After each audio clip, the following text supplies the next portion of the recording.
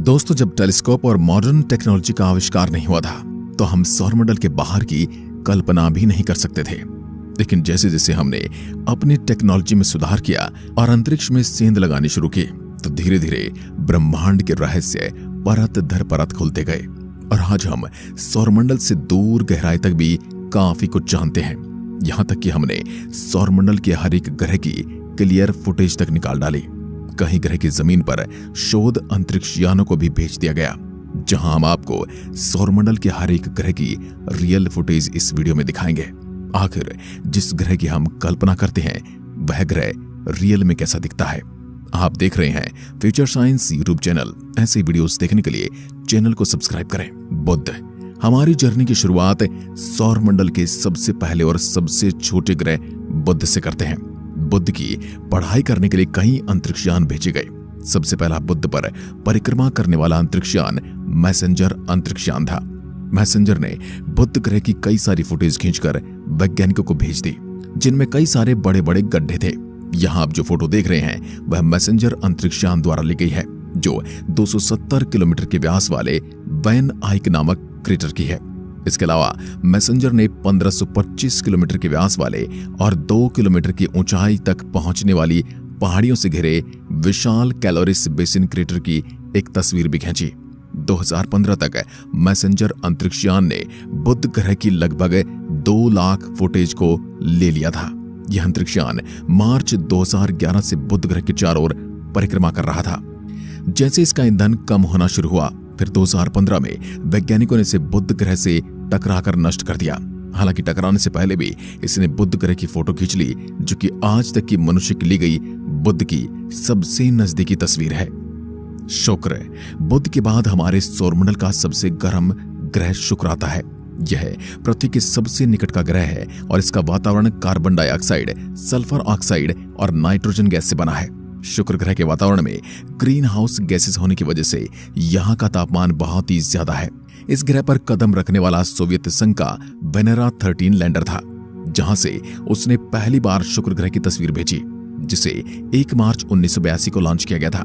यह पहला मिशन था जिसने वैज्ञानिकों को शुक्र की रंगीन फोटो भेजी थी। इससे पहले कई असफल मिशन हुए थे, जिसके बावजूद वेनेरा 13 शुक्र ग्रह के वातावरण में जलने से पहले लगभग 2 घंटे तक वहां से फोटो भेजता रहा। 1990 में नासा का मैगेलन मिशन शुक्र ग्रह पर भेजा गया। इस मिशन का मकसद था पूरे ग्रह की तस्वीर लेना और उसकी सतह का नक्शा बनाना। मैगेलन ने शुक्र की सतह की तस्वीर को कैप्चर किया था, साथ ही ज्वालामुखियों, टेक्टोनिको प्लेट मूवमेंट और तेज हवाओं के साक्ष्य का खुलासा किया। इसके अलावा इसने ज्वालामुखी के लंबे चैनल को कैप्चर किया, जो लगभग 7700 किलोमीटर था, जो कि पृथ्वी पर नदियों की तरह था। पृथ्वी। सौरमंडल में अगली लिस्ट पर पृथ्वी है, क्योंकि यह ग्रह ब्रह्मांड में बहुत अनोखा है। साथ ही एकमात्र ऐसा प्लेनेट है जहां पर जीवन है। पृथ्वी की कई ऐसी फुटेज हैं जो कि काफी ज्यादा यूनिक है। आपकी स्क्रीन पर दिख रही ये फोटो नासा के moderate resolution imaging spectro radiometer द्वारा ली गई थी, जिसमें आप उत्तरी अमेरिका और चंद्रमा को स्पष्ट रूप से देख सकते हैं। और यह अगला फुटेज मैसेंजर अंतरिक्ष यान द्वारा बुध ग्रह से टकराने से कुछ समय पहले ली गई थी। इस तस्वीर के फ्रेम में पृथ्वी और चंद्रमा दोनों को देखा जा सकता है। 14 दिसंबर 2020 को नासा ने अंतरिक्ष से देखे गए कुल सूर्य ग्रहण का एक वीडियो भी लिया, जिसमें पृथ्वी पर छाया चलती दिखाई दे रही थी। मंगल ग्रह। जब से वैज्ञानिकों को मंगल ग्रह के बारे में पता चला और इस पर अंतरिक्ष यान भेजे गए, तब से शोधकर्ताओं की रुचि मंगल ग्रह में बहुत ज्यादा बढ़ गई है। अभी हाल ही के सालों में मंगल ग्रह पर कई अंतरिक्ष यान भेजे गए, जिन्होंने कई इंटरेस्टिंग तस्वीरें भेजी, जो आप देख सकते हैं।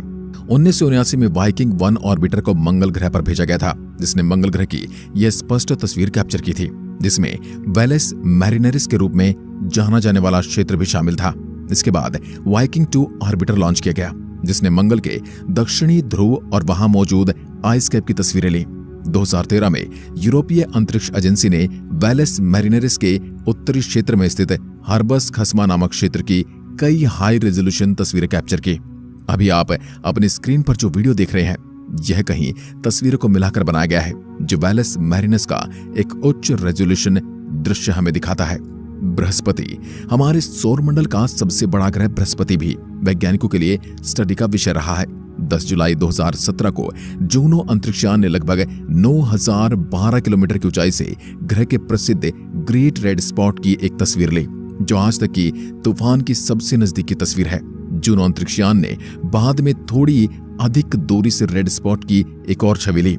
अगर आप जुपिटर के पास जाते हैं तो आपको ऐसा ही नजारा देखने को मिलेगा। बृहस्पति के ध्रुवों की तस्वीर भी काफी ज्यादा रोचक थी। वैज्ञानिकों को इससे पहले कभी भी पृथ्वी के ध्रुवों को इस तरह देखने का अवसर नहीं मिला था, क्योंकि ये पृथ्वी से दिखाई देते ही नहीं है। इन तस्वीर के माध्यम से वैज्ञानिकों को बृहस्पति के उत्तरी ध्रुव पर एक अजीब पैटर्न की खोज की, जिसमें केंद्रीय बिंदु के चारों ओर घूमने वाले 8 अलग अलग तूफानों का खुलासा हुआ। ब्रह्मांड में इस तरह के पैटर्न काफी चौंकाने वाले थे, जिसकी तस्वीरें और भी असाधारण हो जाती हैं।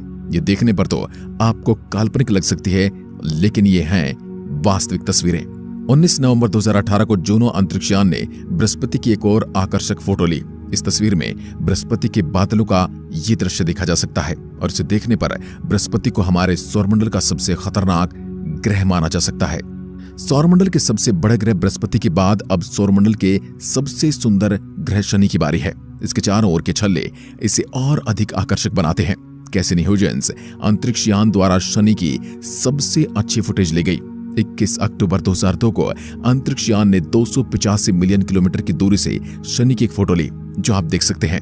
27 मार्च 2004 को इसने फिर से शनि की एक फोटो ली, जिसमें शनि ग्रह के एक्चुअल कलर को देखा जा सकता है और यह फोटो बिल्कुल अनएडिटेड है, यानी कोई कभी शनि ग्रह पर जाता है तो इस फोटो में जैसा दिखता है वैसा ही दिखाई देगा।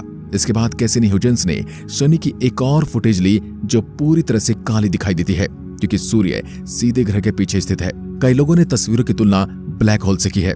ये तस्वीरें पृथ्वी से नहीं खींची जा सकी और इसका इस्तेमाल वैज्ञानिकों ने शनि के वातावरण में मौजूद विभिन्न कंपाउंड्स पर शोध करने के लिए किया। 2016 में इस मुसाफिर ने हेक्सागोनल भंवर तूफान दिखाते हुए शनि के उत्तरी ध्रुव की एक फुटेज मिली थी। वैज्ञानिक कई वर्षों से इन तूफानों का अध्ययन कर रहे हैं, लेकिन यह तूफान कैसे उत्पन्न हुआ ये आज भी एक रहस्य है। अरुण ग्रह। इसके बाद आइए हमारे सौरमंडल के 7वें और दूसरे अंतिम ग्रह यूरेनस को देखते हैं। इस ग्रह की खास बात यह है कि अपने एक्सिस पर काफी झुका हुआ है, जिसके कारण ग्रह एक तिरछे कोण पर घूमता है। यूरेनस ग्रह की ज्यादा फुटेज तो नहीं ली गई, लेकिन वॉयेजर 2 ने ग्रह के विभिन्न मापदंडों की जांच करने के लिए 3 अलग अलग रंग फिल्टर का प्रयोग करके 1999 में एक फोटो कैप्चर की थी। जुलाई 2004 में केके टेलीस्कोप ने यूरेनस की सतह की तस्वीर ली, जो उसके बर्फीले वातावरण को दिखाती है। इस दौरान ली गई एक फोटो भी पूरे ग्रह को एक फ्रेम में दिखाती है, जिसकी सतह पर चमकीले धब्बे दिखाई देते हैं, जो वास्तव में अरोरा है। नवंबर 2011 में हबल टेलीस्कोप ने यूरेनस की एक फोटो कैप्चर की, जिसमें है यूरेनस नीला ग्रह दिखाई दे रहा है। इसके चारों ओर एक स्पष्ट रूप से रिंग भी देखा जा सकता है। पहले वैज्ञानिकों को लगता था कि वलय तो केवल शनि ग्रह के पास ही है, साथ ही इस तस्वीर में यूरेनस के अरोरा को भी देखा जा सकता है। नेपच्यून। अब बारी है हमारे सौरमंडल के आखिरी और 8वें ग्रह नेपच्यून की। आज तक केवल एक अंतरिक्षयान नासा का वॉयेजर 2 इस ग्रह के पास से गुजरा है। अंतरिक्षयान ने नेपच्यून की एक फुटेज ली, जिसमें बृहस्पति पर लाल धब्बे के समान एक काला धब्बा है, जो कि एक तूफान है। जैसे ही वॉयेजर 2 नेपच्यून के और करीब आया, इसने ग्रह के बादलों की एक छवि ली।